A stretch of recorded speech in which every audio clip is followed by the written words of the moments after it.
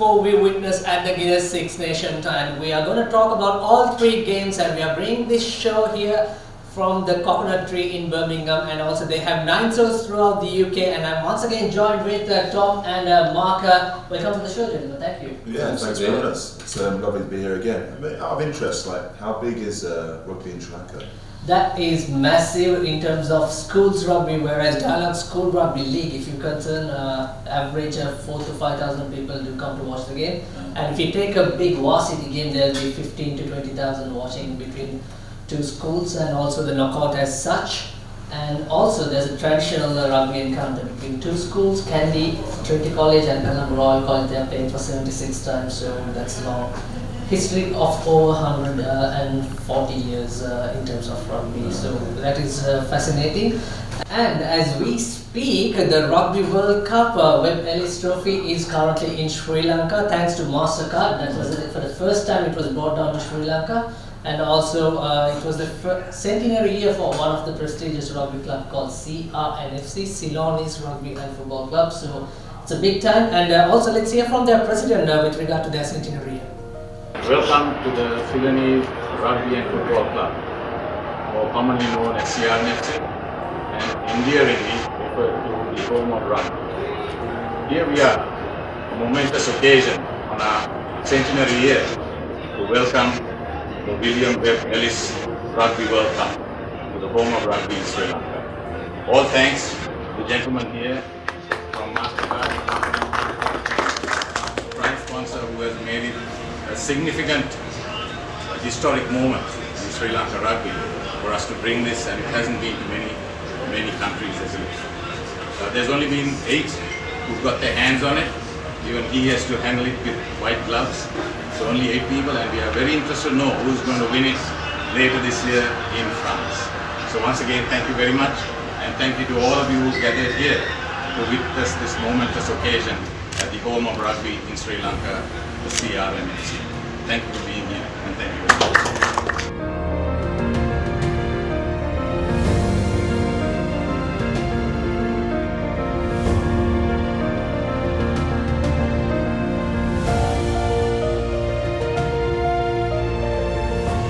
There we go. Thank you MasterCard, thank you World Rugby, and thank you Ted Muttaya from CRNFC. Gentlemen, enjoy the Sri Lankan dishes, kottu, hoppers, and we got some cutlets, and we'll talk about the games after we enjoy the food. Thank you very much.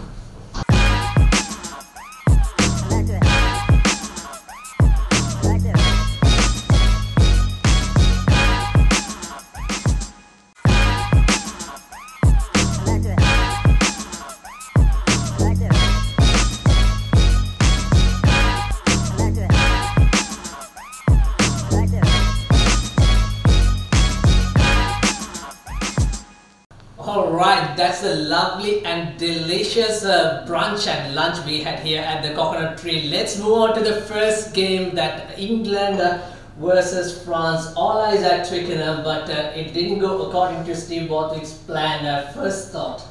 Well, it was not what we expected, as you said, to be. I didn't expect, England to capitulate in the way that they did, but France was superb. It was really good to see the way they played and the way they capitalised on everything that England didn't do. But yeah, not expected at all. Tom?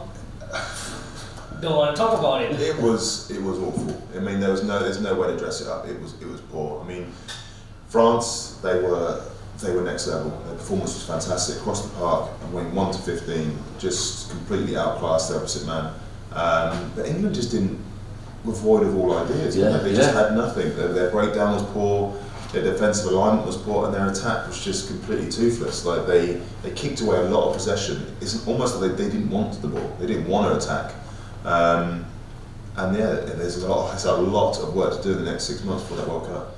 Absolutely, indeed. The last thumping was against South Africa. That was 58 points to 10 for one of the England teams in 2007. That was during the summer period, but eventually England managed to go into the World Cup finals in South Africa. Yeah, I think it shows the turnaround can happen.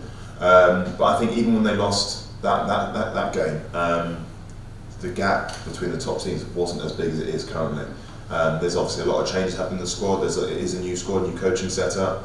But England need to find something in the next couple of days because they've got to go to Ireland. And that is going to be a completely different challenge.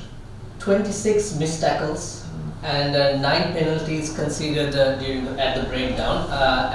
If you look at the England's where the loss is from the first 40 seconds, if we look at this breakdown, there's 3 went initially into that rescuing, and again another one. So Chesham joining in 4 people versus 1, and the ball comes loose, Pick rotates and gain territory. As a result of French scoring in the first minute, second minute. The breakdown from England's perspective wasn't good throughout the game, and it's such an important area. But it wasn't just the breakdown; it was other areas as well. But that was just a real sort of example of where they didn't compete, where they normally do. So yeah, it's how Borthwick and the rest of the coaching team now really take that on and develop it. And you know, they've only got a few days before another really tough test. And when you look at Ireland and their breakdown work, they are unbelievable. Again, across the field, outside backs, inside backs, the forwards, they're fantastic over the ball, getting the ball back, turning it over, securing their own ball. France obviously showed a great example of the weekend of how good they are. These top teams, their breakdown work is top level. And at the moment, England are way off the mark. In terms of breakdown percentage, 1 to 3 seconds, French had 73% into that 1 to 3 seconds, whereas England's 53%. That shows the difference. Yeah, absolutely, and it's the attacking platform that can really develop and deliver for you.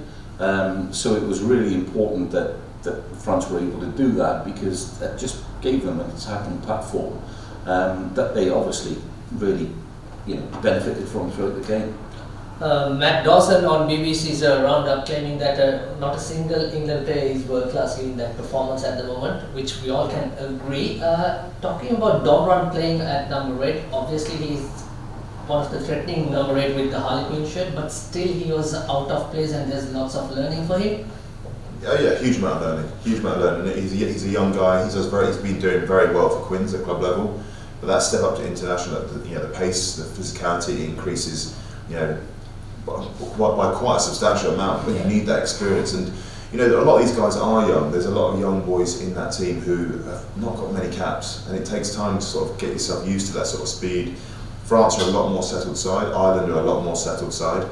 But again, there is no excuse for some of the basic errors that happen in that game. These aren't skill errors. These are just basic.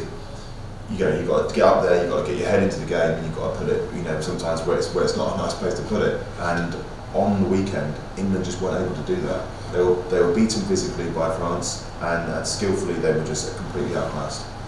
And I think what you've got to make sure that you don't do is have a knee-jerk reaction.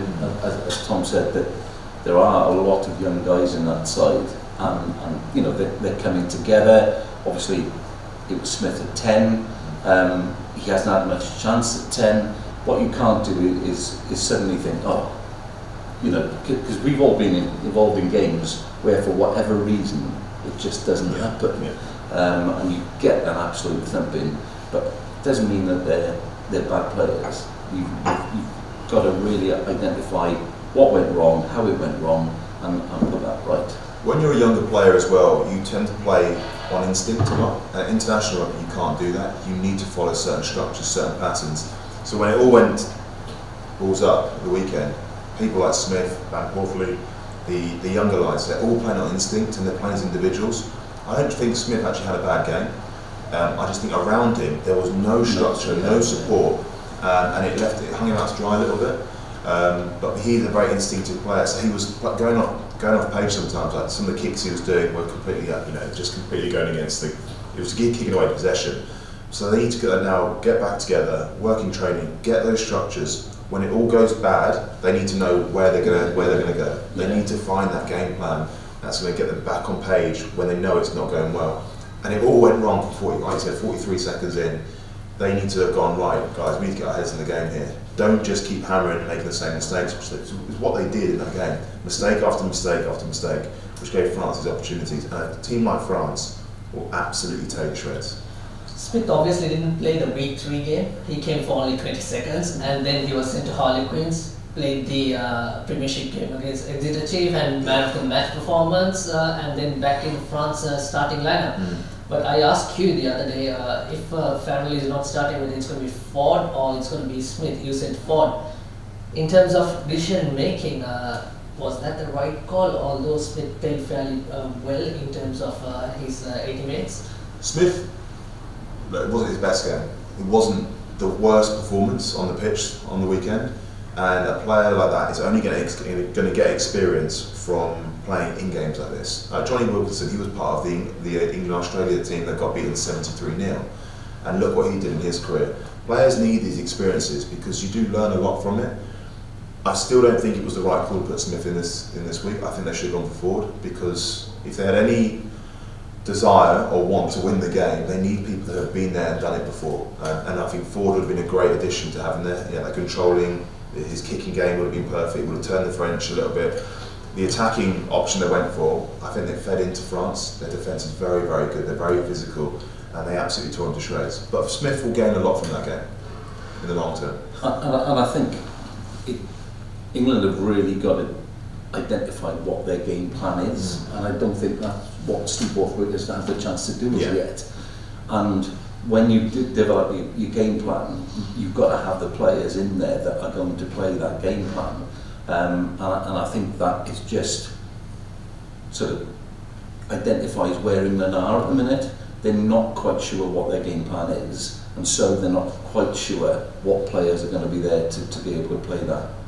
I also think, and I'm going a little bit off page a little bit, but I think there's fundamental issues in English rugby right now.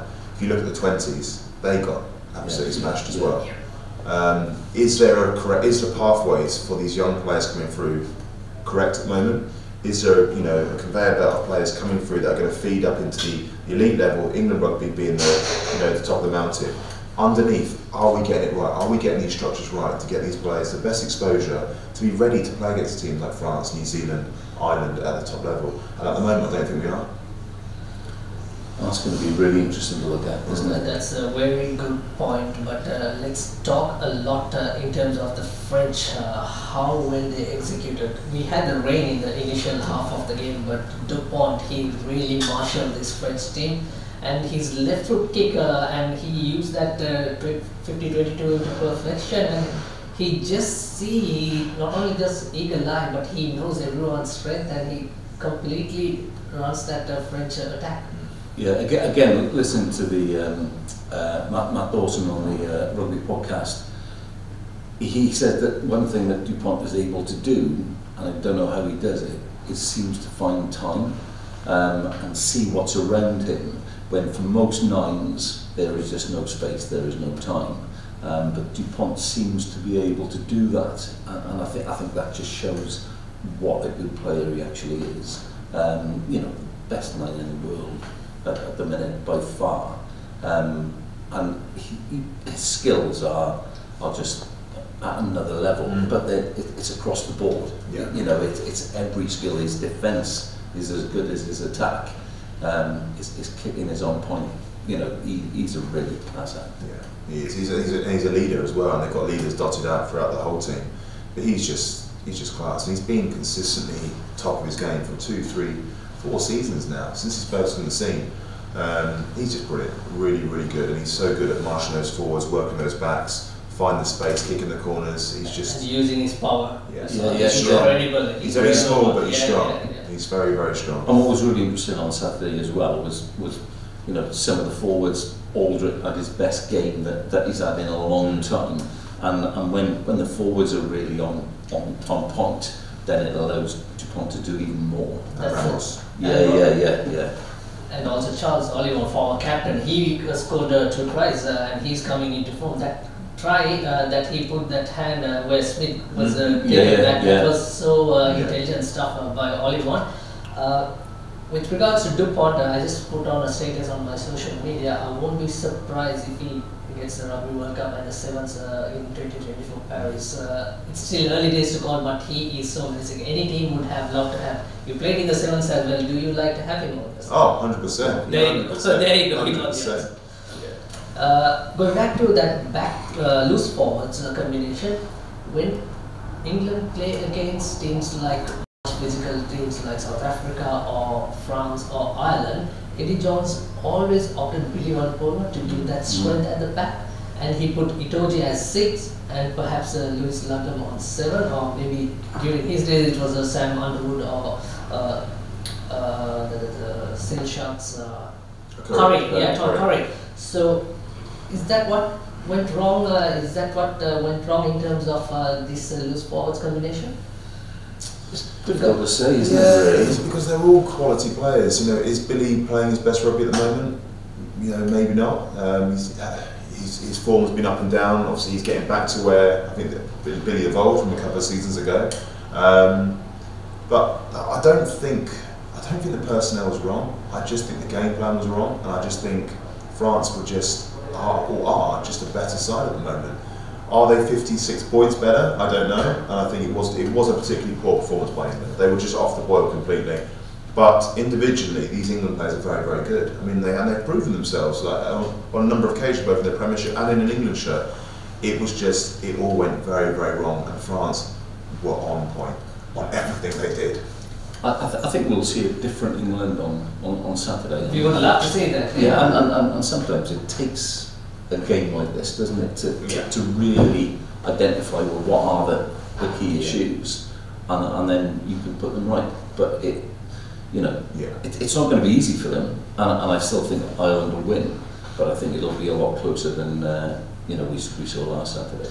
Oh, it can't be any worse. No. I mean, if it is worse, then we've got some serious problems. Yeah. If there's not a reaction, naturally there will be a reaction for players. They'll be hurting, they'll be angry. They would have seen the press, they would have seen the fans leaving at 60 minutes. Like, there's a lot of things there that are going to leave the players, licking their wounds a little bit Monday, Tuesday, and they've got to switch back on and go, right, we've got a challenge now. We can upset the party for Ireland, but I think the main thing is pride. Like, as their pride has been damaged, and they have to get themselves up and put in a good performance.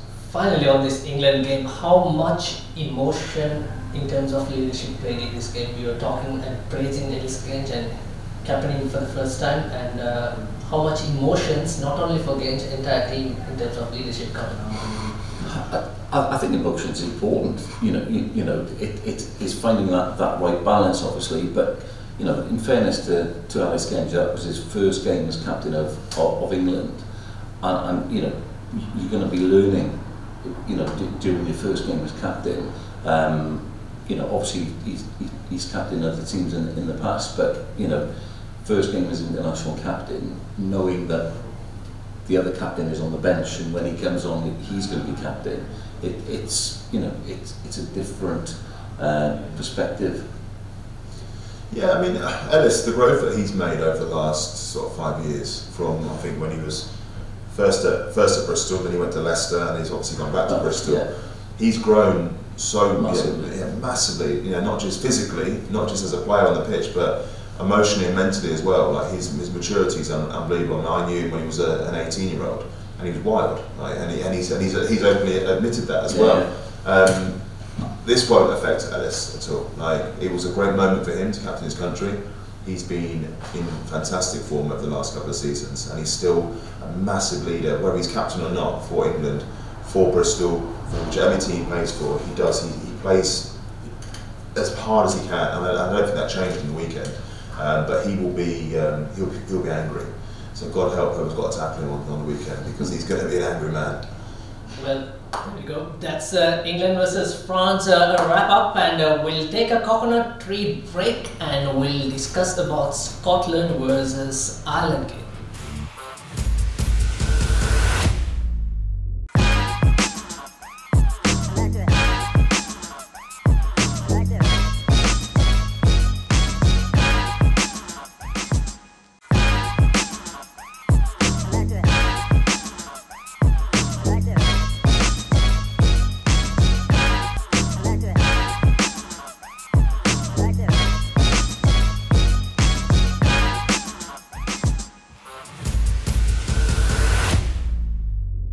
Welcome back once again. So Scotland versus Ireland, world number 1 Ireland performing once again like they were world number 1, but for the first half it was highly intense, frantic game, gentlemen.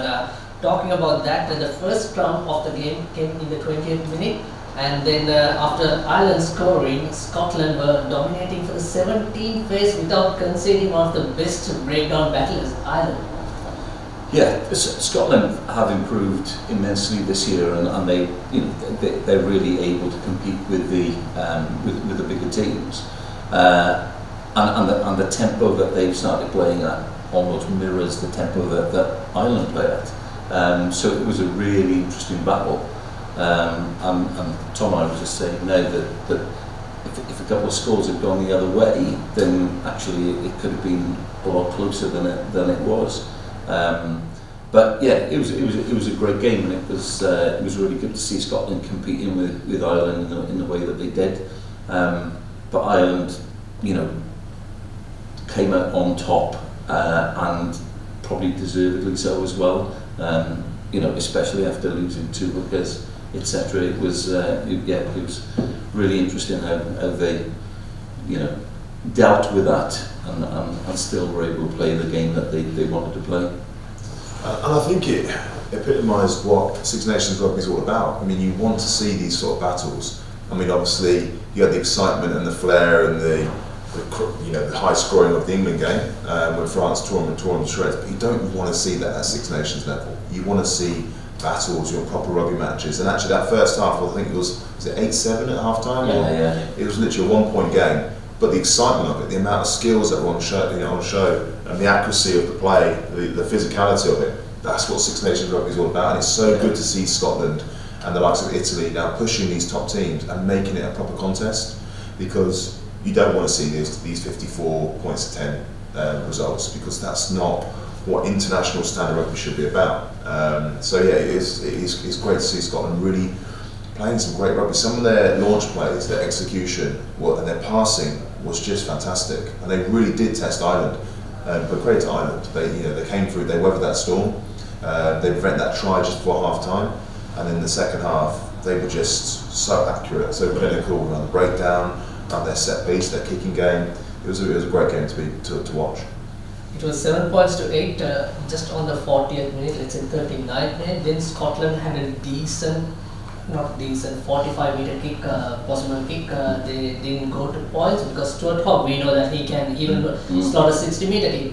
That was interesting because they wanted to score, but unfortunately it didn't go well. They wanted to keep attack, but also they had in mind second half 40 minutes is a long time to play. Yeah, and these games are often about momentum, and it's how you build that momentum. And if Scotland had scored just before half time, then mindsets are slightly different, and it's harder for Ireland to come back then. So it's these decisions are big decisions, but you've got to try and build up momentum, because you've got to make it harder for the other team.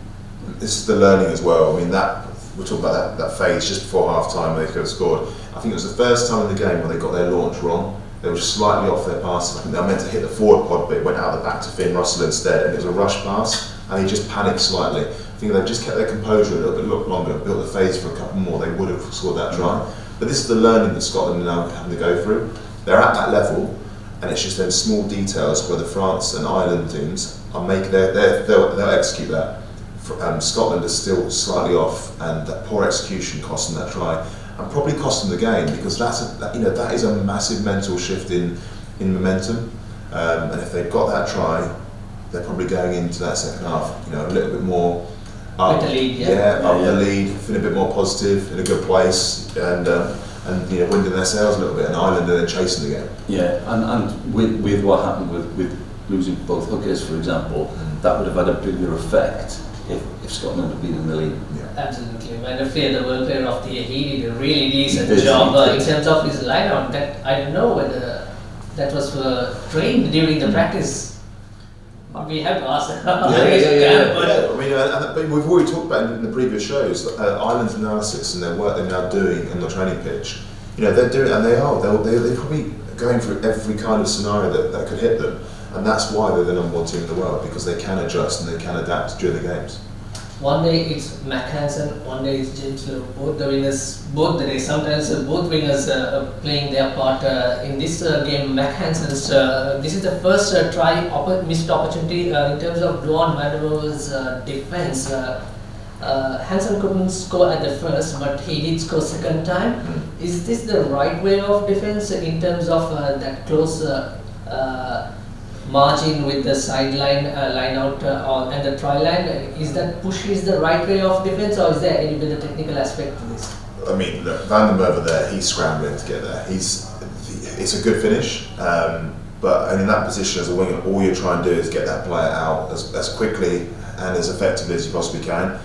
But he's gone low very quickly to score that try, and we're talking millimetres here. You know, if he's half a second quicker getting across, that's not a try. But it's a great finish, and I think Van der Merwe has done as best he possibly can. He's actually not even used his arms there, he's gone for the shoulder barge, so it probably would have been a penalty anyway. But it's a great finish, and I think Van der Merwe, he's done as best he can to get across, but it was just great execution again by Ireland. And again, wingers are spending so much time then practicing these dives into the corner, so it's getting harder for defenders to defend them, because they are spending so much time in actually practicing those dives. So it's getting harder for defensive wingers. And the rules have changed as well. Like it only has to be literally a fingertip on the ball. Yeah. So it's hard. It's probably harder not to score a try now than it used to be. And you know what? I would love to see giving an opportunity for Anton Dupont how he will defend in terms of his box of tricks in terms of his defense. So let's move on to the other part in terms of Tuipulotu. He played a really good game combined with Finn Russell, and this no-look pass to Huw Jones, that was remarkable.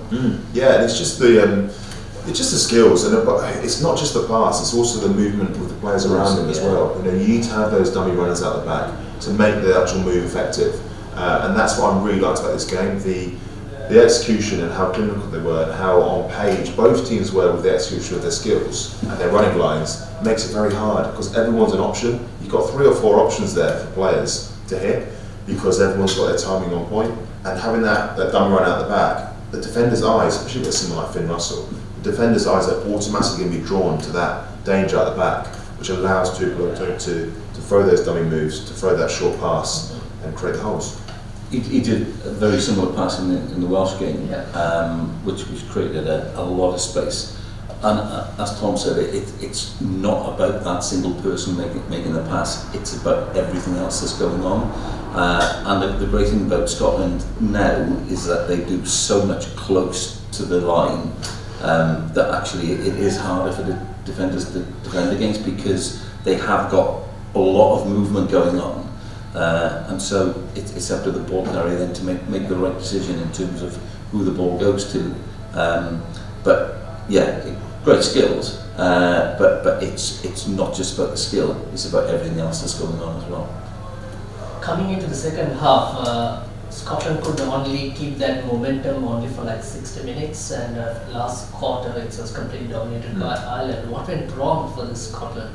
It was a high paced game, very high paced, very physical, and you got to say it's got to be fitness. Like, that's what comes down to it. That's that top 2% that the teams 1 and 2 in the world have probably got over the teams 3, 4, and 5. Like, it comes down to that fitness and being able to maintain that level of intensity for the 80 minutes, and that's why Ireland are number 1 at the moment, because their fitness, their conditioning is just top level. Not just their analysis, not just physically, but mentally as well. They are on point from minute 1 to minute 80. Scotland, sorry. No, I was going to say, and I think the analysis that Tom talked about earlier really fits into that, because they know what teams are going to be doing throughout the whole of the game. Is it called like micromanage each and every aspect? Well, it's really understanding what is going to happen and what's going to happen in each sort of segment of the game, and that's where Ireland's so good at the moment, is that because their analysis is so good, they know how to manage each segment of the game, and the scenarios that they work through really help players in understanding. And as Tom said earlier, when we looked at the England game, players are on script for the full 80 minutes, whereas in the England game we saw players going off script because they didn't know how to manage each segment of the game, and that's it in a nutshell. That's the difference. Yeah, that is it in a nutshell. We had two extremes. You've got the England game where no one has a Scooby-Doo what's going on, and they're literally trying to, yes, they're all talented individuals, that's why they're there, but if there's no script or no game plan to follow, it's going to go wrong. Then you've got Ireland, who literally will plan for every eventuality, every stage of the game, every area of the every area of the field, the green zone, the amber zone, the red zone, and they know how to play out of it. They're not going to mess around the 22 because they know they'll turn it over and concede a try. They know in the green zone they've got to slow it down, execute their skills, score a try, next job. That's simple basics, isn't it? Yeah. Executing the basics, rugby basics wins in the game. Rugby's not a difficult game. It's just about being more physical than the opposition, but knowing what your roles are individually and as a team and executing it. Unlike Italy troubling to themselves, trying to overdo in their 22, we'll talk about that. But going on to this game, one more thing.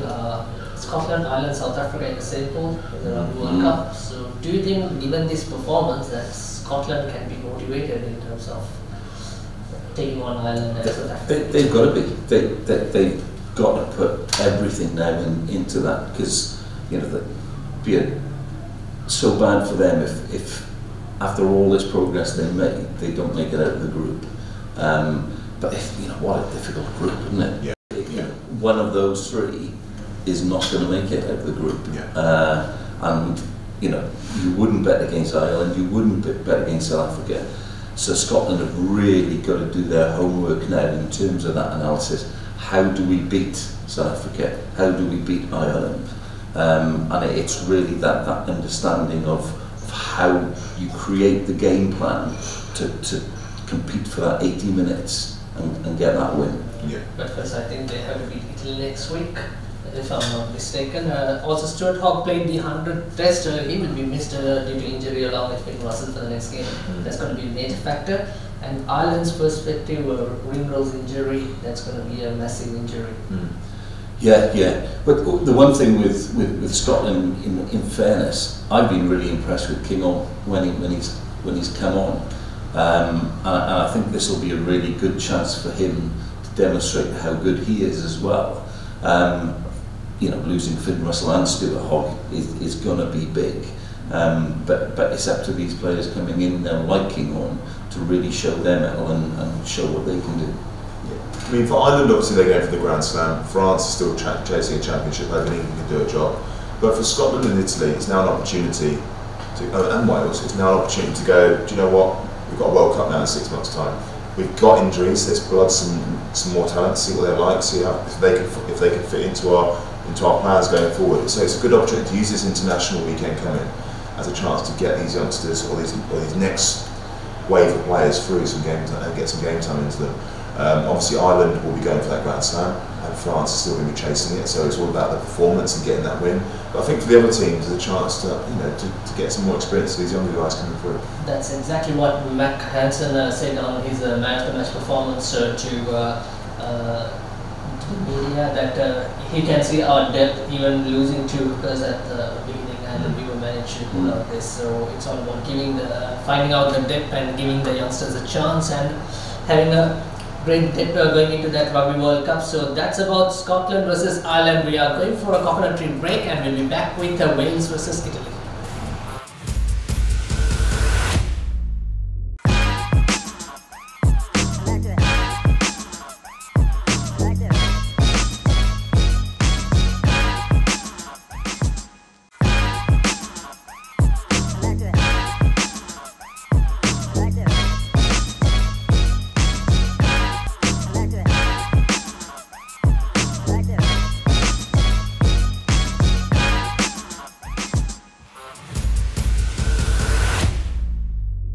Welcome back to BC's 46 Nations show. We are bringing you from the Coconut Tree, the Sri Lankan restaurant, and as we enjoy and as we go for the next game, Italy versus Wales, Wales winning 29-17, finally a win in this Six Nations, Mark. Gosh, and wasn't it needed? And I think that's what Wales needed more than anything out of last Saturday.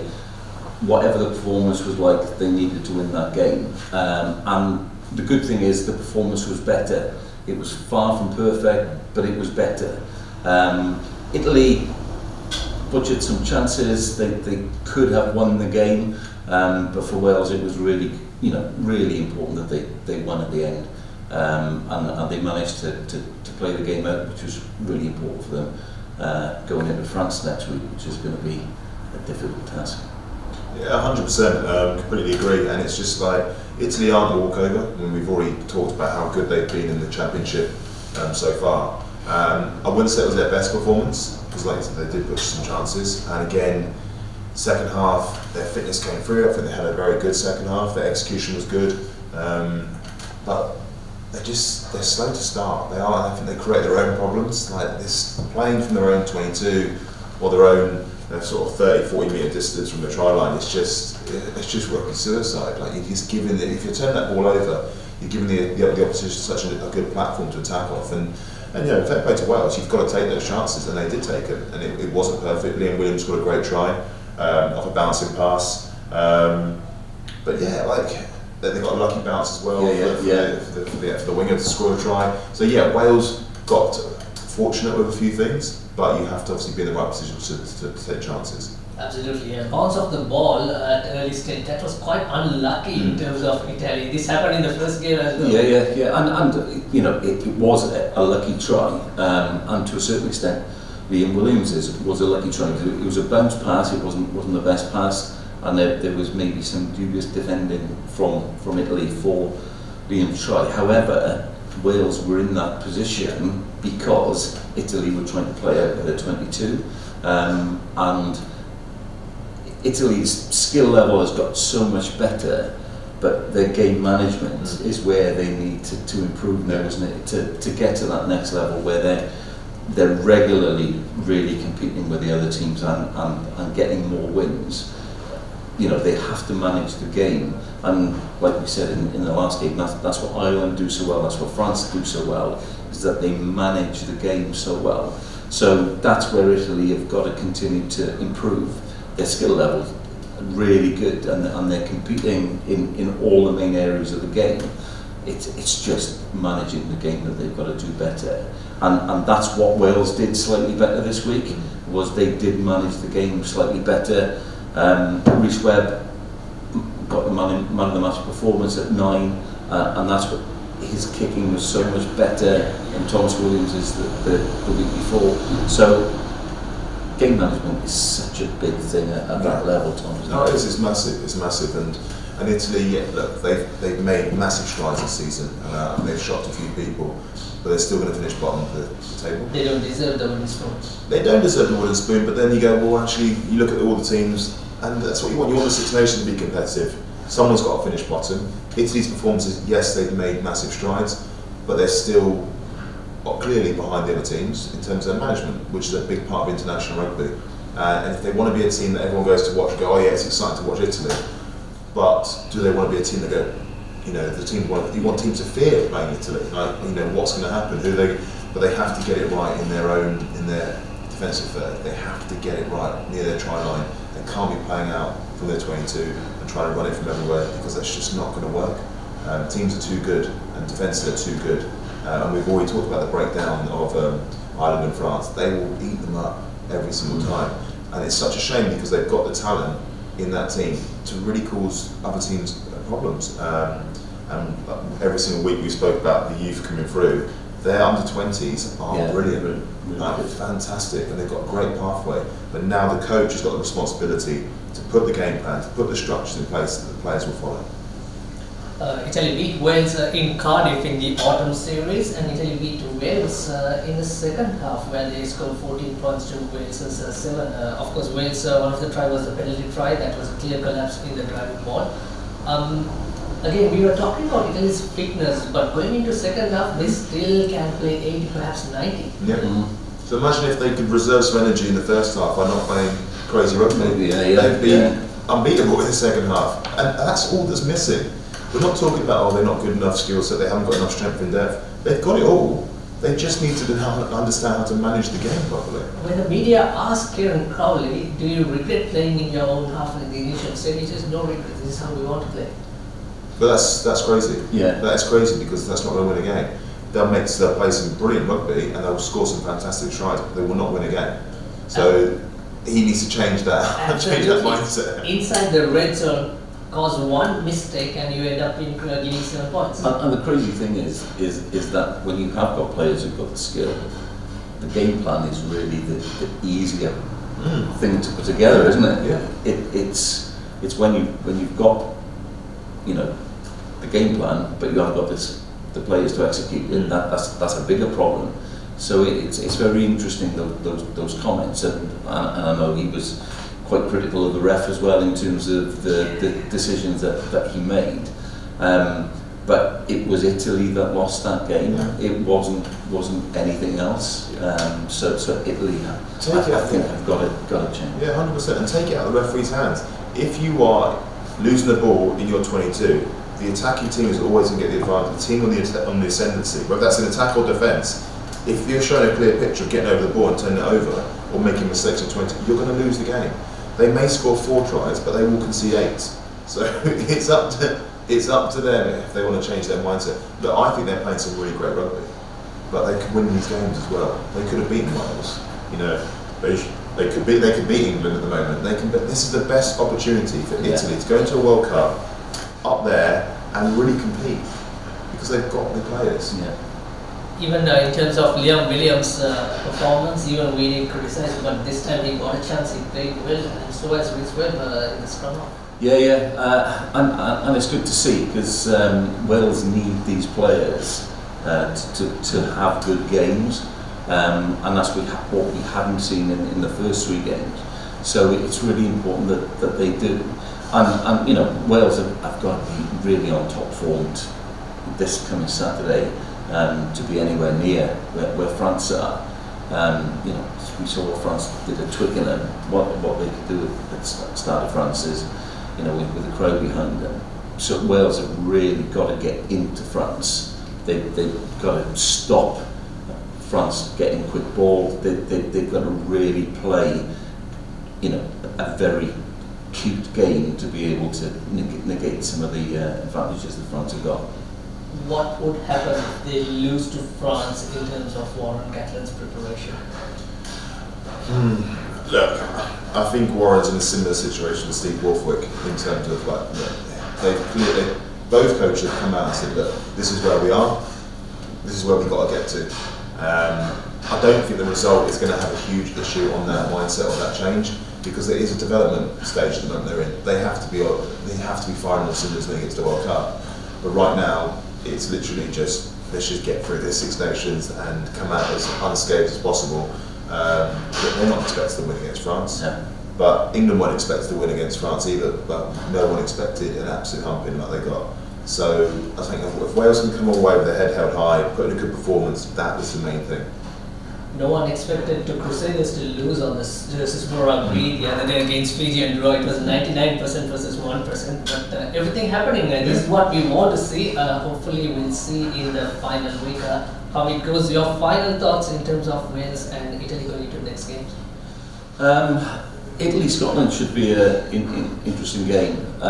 It'll be good to see how, you know, both teams manage that game. I think Scotland will win. I think France will beat Wales. Hopefully Wales will compete.